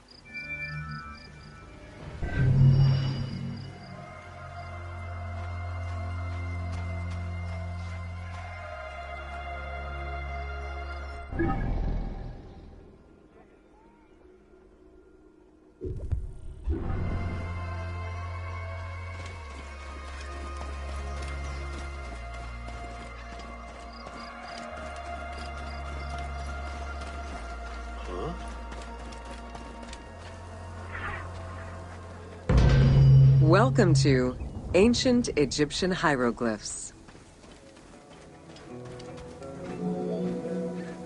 Hieroglyphics were used as sacred writing, appearing on monuments, statues, and sacred papyrus texts. The earliest symbols that resemble hieroglyphs were on pottery dating back to 4000 BCE. This stylized form of signs and drawings was the only writing used from its ancient origins to the end of pharaonic history. Ancient Egyptians referred to hieroglyphs as the writing of the gods.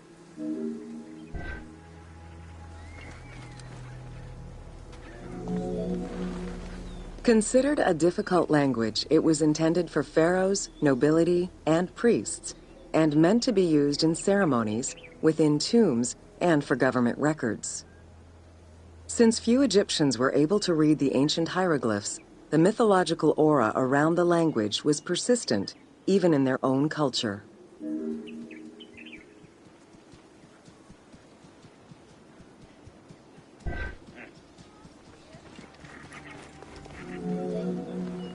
The structure of hieroglyphs offers insight into Egyptian culture, not just in what the translations say, but in the structure of the symbols themselves.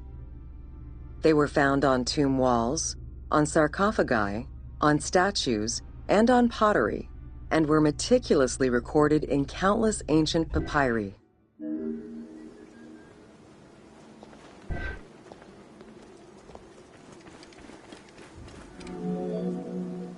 In many temples, priests would perform rituals and daily offerings. These were accompanied by hieroglyphs used as spells. In tomb paintings, the hieroglyphs are represented with formulas to recite. These spoken words were meant to be spells which would allow the deceased to benefit from the offerings for all eternity. Spells and offerings were also written for the living, to enhance medicines and cure illnesses.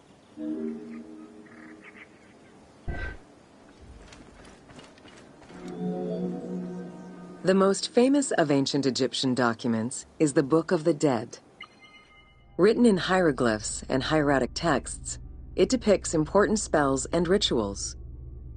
These spells were intended to ensure a smooth transition from life to death and allow the deceased to safely navigate the perils of the afterlife.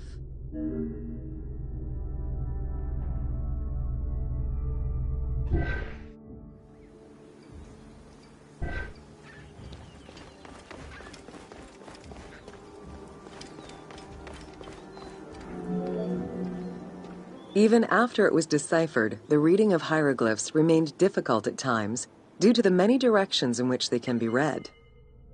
Depending on the orientation of the signs, hieroglyphs can be read left to right, right to left, horizontally or vertically, though never bottom to top.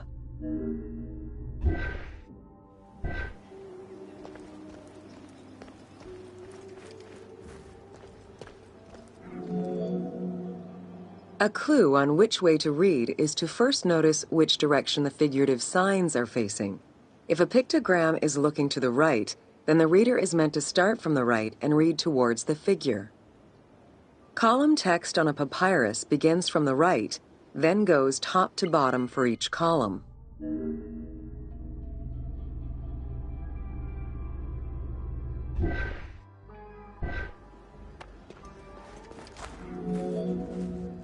Text written on tomb walls resembles the structure of a page from a comic book.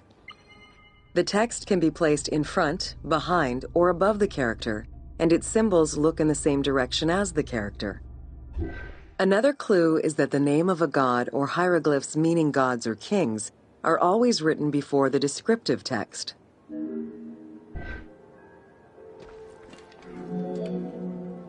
Compared to alphabetical languages, Egyptian hieroglyphs have more symbols. Confronted with the absence of vowels, the Egyptians invented a category of signs. When placed at the end of words, these signs help inform its meaning. For instance, a drawing of a lion will refer to a lion and also relate to the abstract concept of a lion as something dangerous or powerful.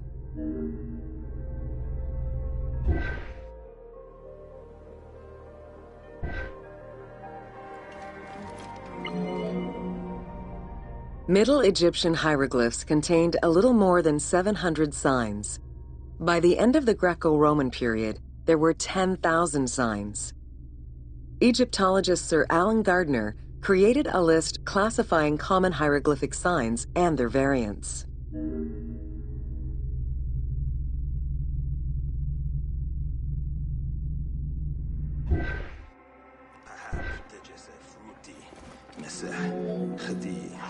Ancient Egyptian languages have many similarities with Asian and African languages. They have evolved in similar ways to the various forms of written Egyptian. These languages belong to the Hamito-Semitic group. There were 5 clear evolutions in the Egyptian language, each with their own distinctive structure. These languages are known as Old Egyptian, Middle Egyptian, Late Egyptian, Demotic, and Coptic. Coptic is the only living language that allows linguists to define the vowel structure and to distinguish different dialects.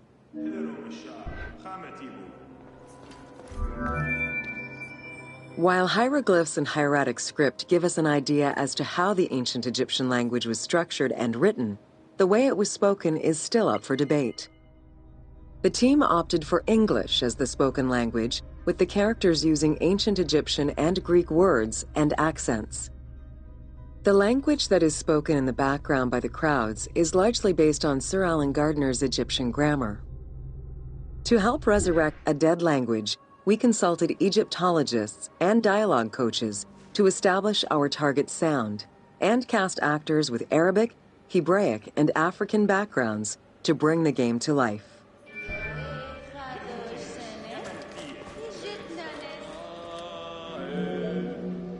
After Alexander the Great's arrival in Egypt and the establishment of his reign, Greek became the language used by the governing bodies.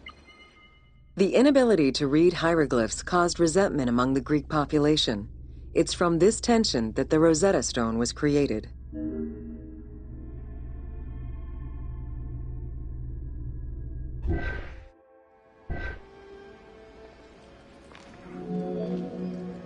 The spread of Christianity ended pharaonic culture and resulted in the destruction of its pagan monuments.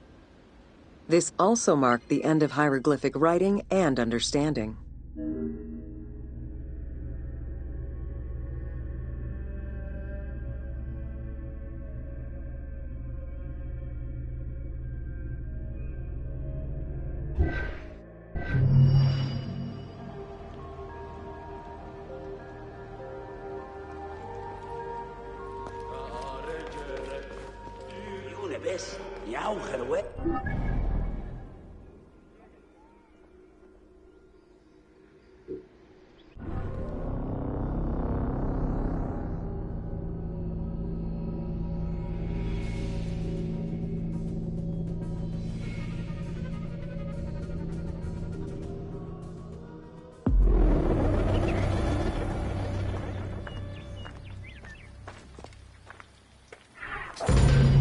Welcome to Osiris, the first mummy.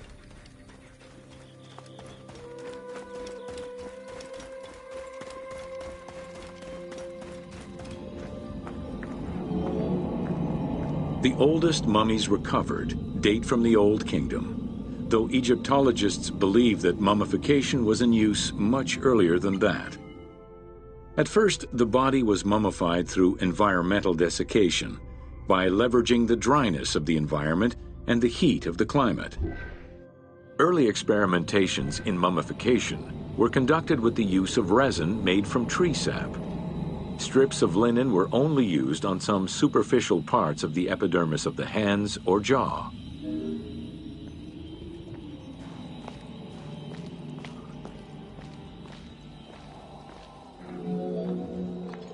Ideologically, the will to preserve the body is not explained in any way until 3600 BCE. This is when the Egyptian belief that the body housed the soul was finally documented for modern Egyptologists to eventually decipher. It was not until the arrival of the myth of Osiris in the Egyptian religion around the 5th dynasty that mummification was thoroughly conceptualized. The practice was thereafter grounded in both a mythological and ideological point of view.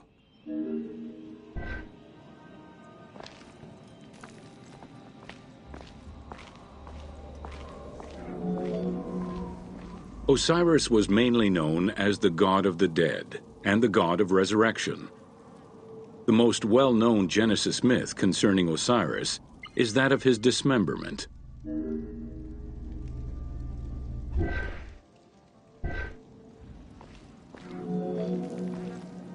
It is Plutarch who gives the most simplified and complete summary of the story. Within Egyptian mythology, Osiris represented the first king to rule Egypt. Jealous of his power, his brother Seth attempted to usurp his throne. After several unsuccessful attempts, Seth succeeded in killing his brother by dismembering him and scattering the pieces of his body all over Egypt. Isis, the great of magic, traveled all over Egypt in search of the pieces of her husband's body. After a long search, she recovered all the pieces save for his manhood, as it was eaten by a fish.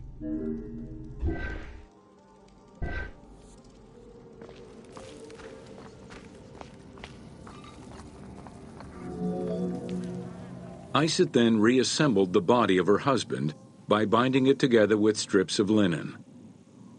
Aided by her sister Nephthys, another powerful magician, they gave Osiris the breath of life. This not only brought him back from the dead, but also allowed him to recover his virility long enough to impregnate Isis, thus ensuring his succession before, once more, dying. Thus Horus was born.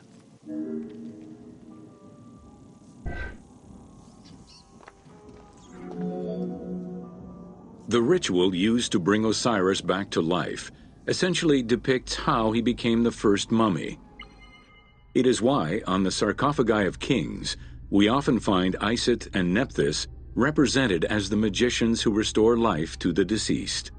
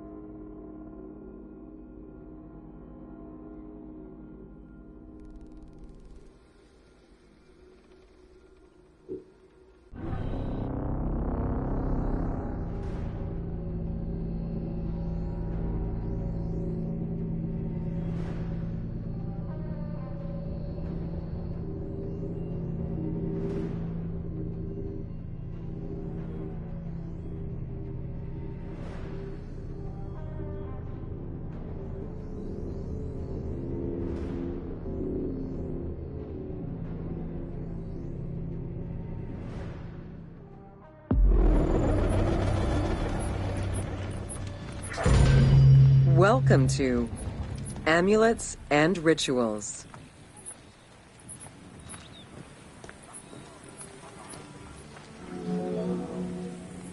Ancient Egyptians believed the world was a chaotic place, filled with supernatural forces. They knew that art and words gave life and power to things. Carved with images from hieroglyphs or in the shapes of gods, amulets were highly personal objects that warded off dangers and disease while attracting success. Some amulets were temporary, intended to solve a specific problem, while others were meant to be worn forever into the afterlife.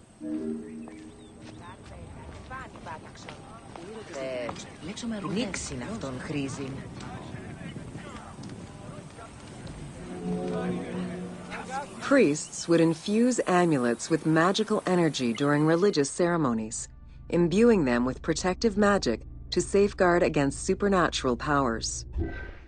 The wealthiest of Egyptians could obtain a divinely ordained pendant in which was hidden a magic formula inscribed on a piece of papyrus.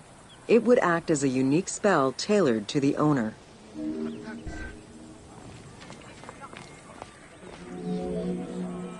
Religion was so important to ancient Egyptians that it permeated every aspect of their daily lives. Since water was the source of life and had the symbolism of purifying the body and the soul, all daily routines began with ablutions. Personal prayers to the gods were sometimes written or spoken, with family prayers passed down through generations.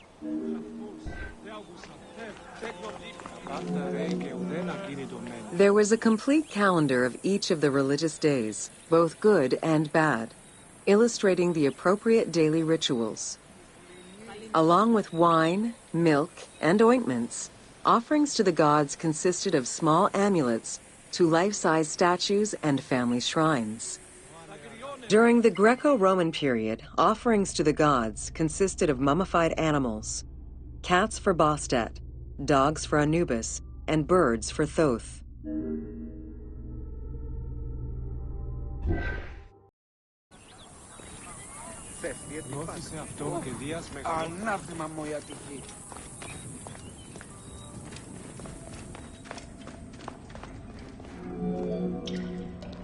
Deemed messengers of the gods, oracles offered guidance and judgment for all Egyptians, regardless of status. Crucial advice was offered on everything from day-to-day farming management to a pharaoh's decision on whether to start a war. Oracles were often used to decide legal issues. If the accused refused the judgment of the god, another god could be consulted in hopes of a more favorable reply.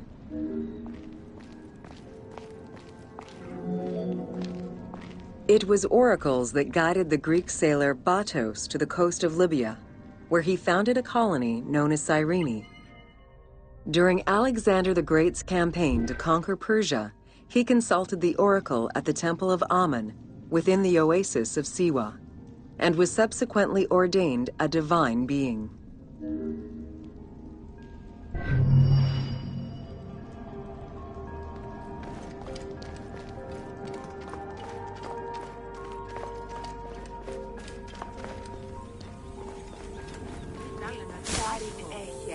Σχεδόν κάθε χάρη λέοντες.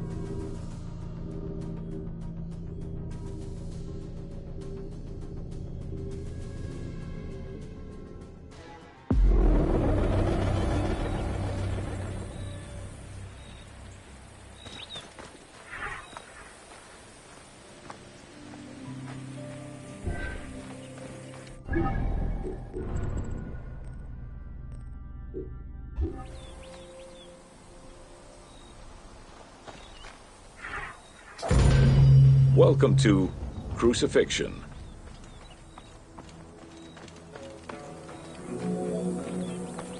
In terms of the severity of Roman justice, crucifixion was at the top of the list of corporal punishment, followed by death by fire and decapitation. The upper class considered crucifixion unworthy of their position. Those lucky enough to have Roman citizenship were also exempt from such treatment.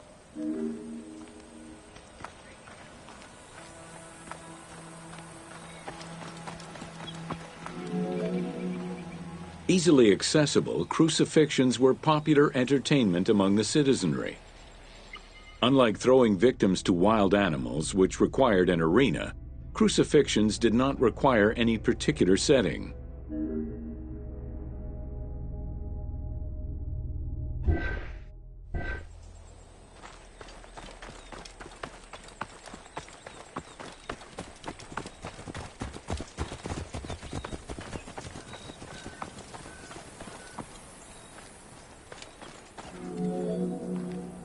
Those subjected to crucifixion were almost always slaves, traitors, and lower-class citizens. Roman deserters were crucified because the betrayal of the soldiers was perceived as endangering the lives of Roman citizens.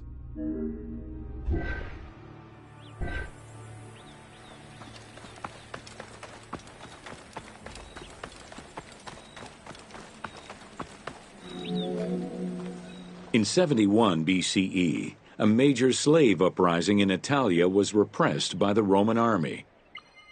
This resulted in the crucifixion of 6,000 men, including their leader, a slave and former gladiator known as Spartacus.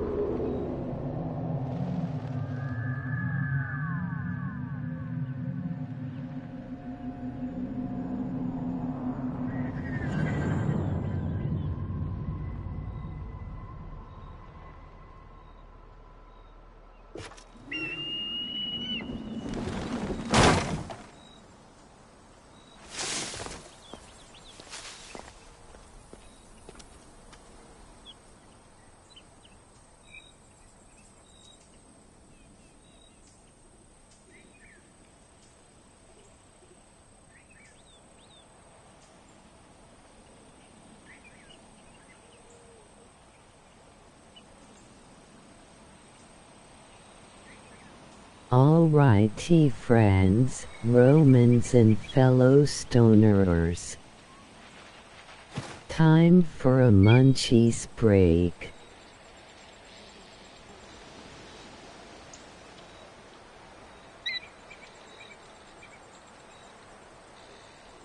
Thanks for watching the tour.